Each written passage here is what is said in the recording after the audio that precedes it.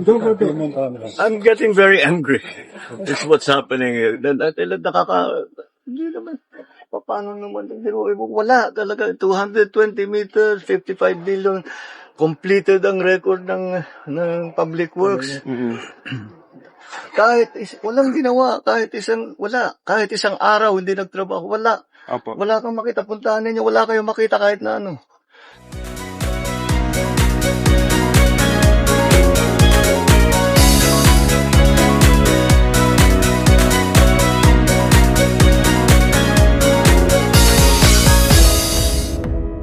Sir, dito naman tayo sa...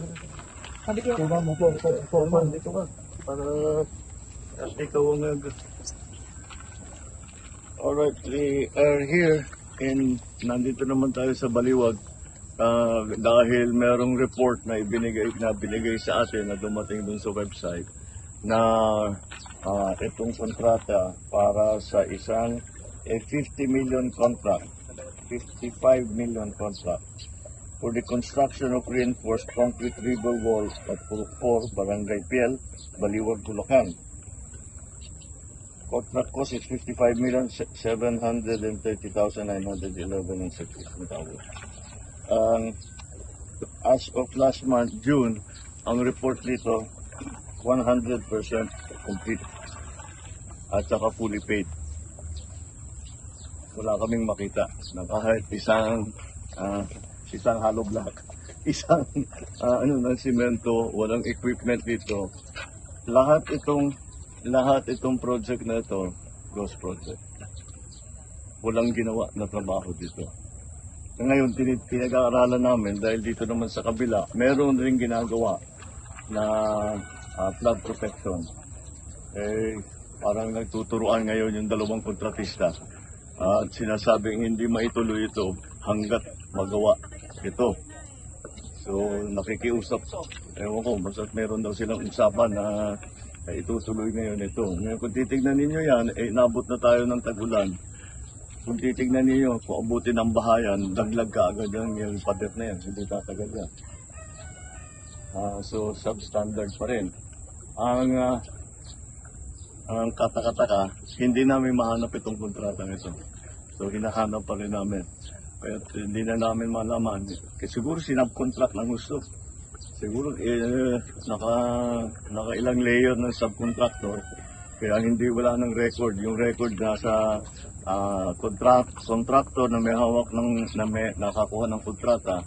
Siguro yung record ay nasa kanila at saka sa subcontractor. Yun ang kailangan namin hanapin ngayon. Dahil napalitan lahat ng maraming napalitan na district engineer. Kaya sa yung mga bago ay hinahanap pa ang mga record. Pero ganito ang aming pinag-aalala. Itong ghost project talaga ito. Wala talagang ginawa kahit agkisa. Ni minsan, sinabihan daw si chairman na umpisahan. Tapos umatras din. Sinabi, nagpatulong daw sa barangay. At sabi, sisimulan na ito. Ngunit, after a while, 220 meters. 220 meters dapat ang ilalagay dito na flood protection. Pagkatapos, sinabi sa barangay na magpapatulong para ilalagay nila yung project. Tapos umatras din. Sinabi, after a while, hindi na matutuloy. So, siguro nabayaran na. Kaya tumatas na. Di bale, sige chairman, titingnan natin ito. Ayusin natin, titiyakin natin na yung mga kontraktor, hindi lang sa managot sila, hindi gawin nila yung trabaho. Kawawa naman ito mga nababa. Alright, anyway, that's another example of the kind of problems that we have been facing starting since we put up the website. Ang dami talagang sumusulat, and this is a perfect example of the abuse that is being done by some of these contractors. And this is not, unfortunately, hindi lang ito na project na ganito.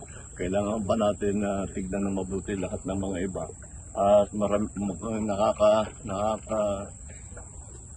nakakalungkot pero ang dami pang iba na sa aming palagay ganito rin na ganitong kalaki na project, 220 meters, 55 million ang kontrata, walang nagawa. Kahit ano, walang nagawa. Hindi man hindi man nakapagpala kahit isa lang tayo. I know. Okay, so we'll keep going and very ongoing naman yung ating mga investigation. Pinag-aaralan namin lahat, tinitignan namin lahat ng mga sinusumbong sa amin, and we will not stop. We will keep going until ma-identify na mabuti at makasuhan na mabuti lahat itong mga